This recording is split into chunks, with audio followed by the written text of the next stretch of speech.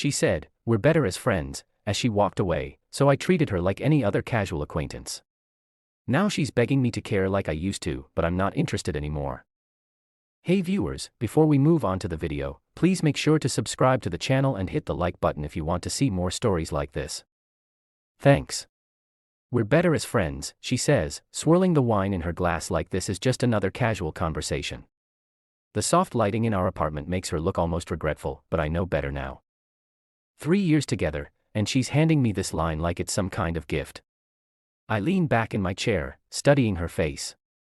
There's a nervous energy buzzing beneath her skin, her foot tapping impatiently against the hardwood floor. She wants a reaction, tears, begging, maybe even anger, anything to prove this mattered. "Okay," I say, "if that's what you want." Her eyebrows twitch. "That wasn't the script. You're just too much sometimes," she continues, words tumbling out now. I need space to breathe, to figure myself out. The way she says it sounds rehearsed, like she's been practicing in the mirror. I nod slowly, watching as she shifts uncomfortably under my silence. The clock on the wall ticks loudly between us. "I'll always love you," she adds, reaching across the table to squeeze my hand. "Just not like that." Her thumb rubs circles on my skin, that old comforting gesture that used to mean something. Now it just feels like she's trying to soothe her own guilt. The apartment smells like the dinner I cooked us an hour ago, garlic and herbs still lingering in the air. I wonder if she planned this breakup before or after she finished eating my food. "I get it," I say, sliding my hand out from under hers. My voice sounds calm, even to me. No hard feelings. Her face does something complicated then, a flash of irritation, maybe even disappointment. She wanted a scene. Wanted to be the one walking away from tears and pleading. Instead, she's getting indifference, and it's throwing her off balance. "You're taking this really well," she says, accusation creeping into her tone.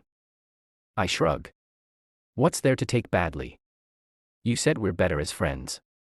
I believe you." The wine glass clinks as she sets it down too hard. "It's just, I expected you to, I don't know, fight for us." Now I almost laugh. "You're breaking up with me, and mad I'm not arguing about it." Her cheeks flush. This isn't how this was supposed to go. She wanted to be the strong one. The one who walked away with dignity. Instead, I'm the one sitting here perfectly composed while she fumbles for control. "I just thought what we had meant more to you," she mutters, going for the low blow. "It did," I say simply. "But I'm not going to beg someone to stay who wants to leave." The silence stretches between us, thick and uncomfortable. She opens her mouth, closes it again.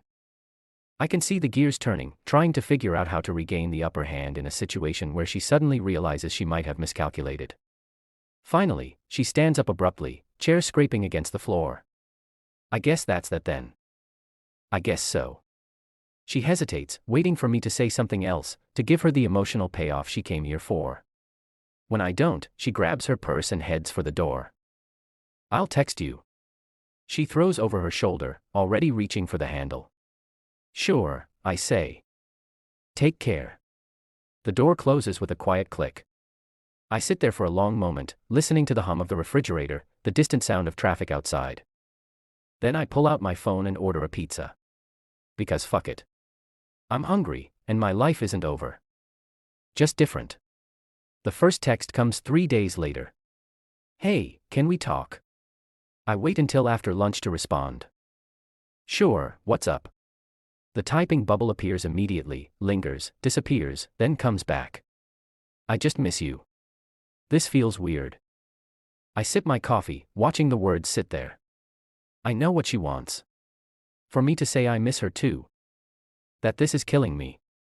That I've been staring at my phone waiting for her to reach out. But the truth is, I haven't. "Yeah, breakups are weird," I reply. Her response is instant. "Are you okay? Like really okay?" I can almost hear the frustration in her words. She needs me to not be okay. Needs this to have wrecked me the way it's clearly starting to eat at her. "I'm good," I say. "Went hiking yesterday.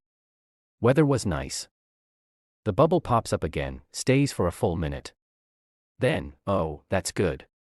2 weeks later, she calls at 1:17 a.m. I let it go to voicemail. The next morning, I listened to it while making breakfast. Slurred words, the clink of glass in the background. Her voice thick, like she's been crying. I don't get why you're being like this. We said we'd stay friends. Friends answer when their friends call. I text her back around noon. Hey, so I missed your call. Everything all right? She responds 5 minutes later. No, Mark and I got in a huge fight. I just really needed someone to talk to. Mark, the coworker she'd been texting for months before we ended things. The one she swore was just a friend. That sucks, I say. Hope you guys work it out. The typing bubble appears. Disappears. Then, are you serious? That's all you have to say. I wait an hour before responding. What do you want me to say? I don't know, maybe act like you care. Like we actually meant something to each other. I put my phone down and finish my coffee. When I check it again, there are 3 more messages. You're really just going to ignore me now? This isn't what friends do. Whatever. I see how it is. I don't reply. A month in, she asks me to help her move. My lease is up, she says over text. I could really use an extra set of hands Saturday. I stare at the message. The audacity of it almost makes me laugh. Can't, I reply. Busy that day. Doing what? Stuff. She doesn't respond for hours. Then, late that night. You know, most people would at least pretend to have a real excuse. Most exes wouldn't ask their ex to help them move in with their new boyfriend. I write back. The bubble pops up, stops, starts again. Finally, I just thought we were better than this. Better than what? I ask, then acting like strangers. Like none of it mattered. I wait a long time before answering. We're not strangers.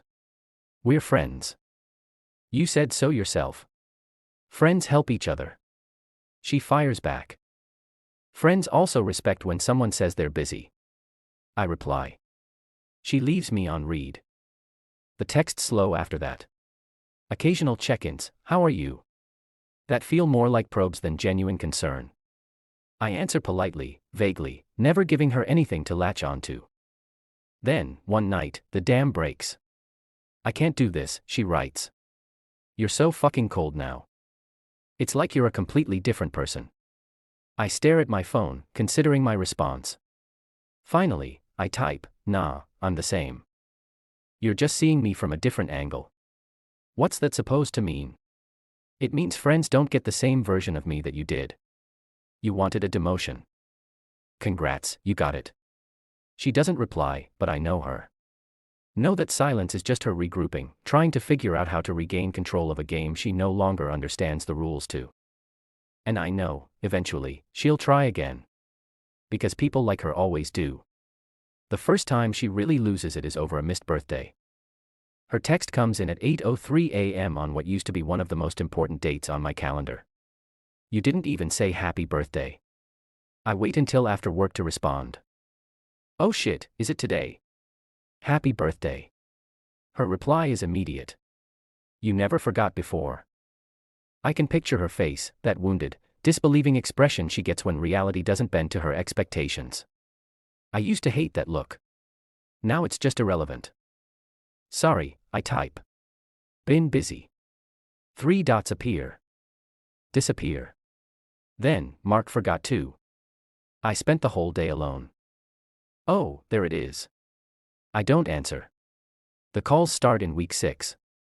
First it's just late-night drunk dials, slurred voicemails I delete without listening to. Then midday calls I let go to voicemail. Then, finally, the 3 a.m. panic ringtone that means she's decided this is an emergency. I silence my phone and go back to sleep. The next morning, there are 17 missed calls and a single text.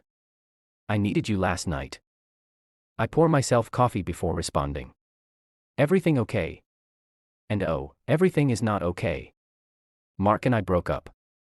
I was a mess and you couldn't even answer your fucking phone. I take a sip of coffee. The morning sun feels nice through the kitchen window. That sucks, I reply. You should call a friend.